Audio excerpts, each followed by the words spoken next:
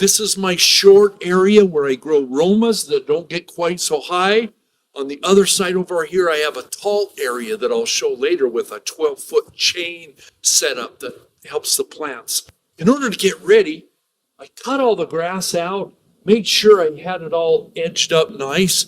I use the edging from Lowe's. It's galvanized edging. It's real easy to put in and real economical. I set it down low and so I can run the mower right over the edge of the edging.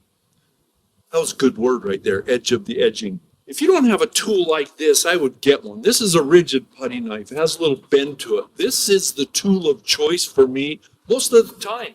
I can use it to cut the edges. I can use it instead of a shovel. I can kneel down with a bucket and work with this all day long. I'm getting old, so I do all the tricks I can. This is one of those tricks.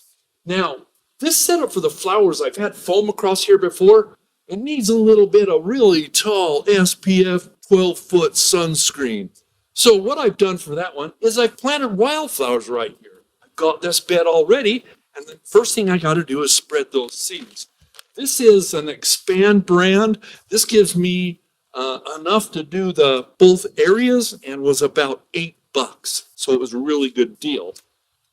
I'm just going to spread this around and make sure it's as even as I can get it.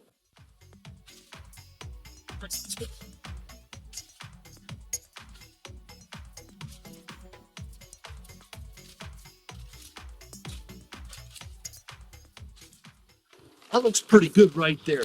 Don't have to get really crazy about it. It's wildflower. It'll grow anywhere. So it's supposed to be about 1/4 of an inch deep.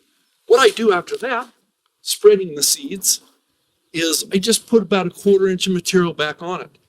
Here in this wheelbarrow, I have a combination of sand, and I mixed it with a little bit of Miracle Grow style starter that I've used in years past, and I dumped some of that old stuff out and got it all mixed up and thought I'd use it for the wildflowers. So I just take the little scooper. This is one from an ice machine style, also used by concrete crews when they do some testing. But this worked really good to spread out sand over the top of my new seeds.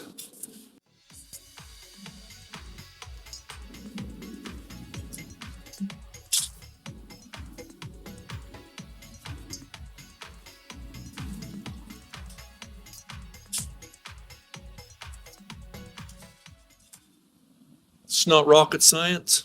I'll leave that up to Elon Musk.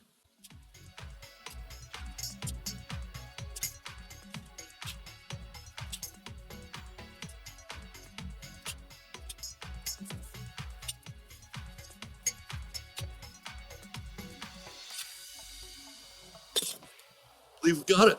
Next step is to water it well.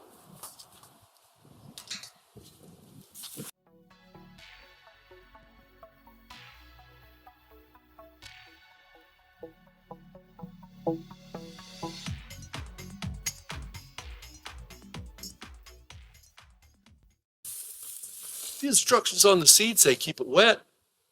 That's pretty easy to do.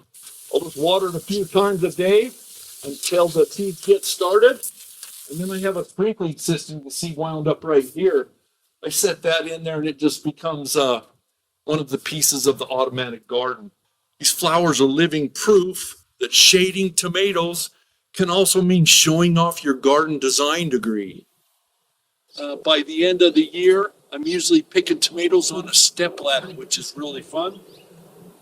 Anything you want to know about growing tomatoes, about building a back like this for your tomatoes to crawl up on, how to tie them off, or anything about building a YouTube channel, let me know. I'd be willing to help. And most important, remember, I'm rooting for you.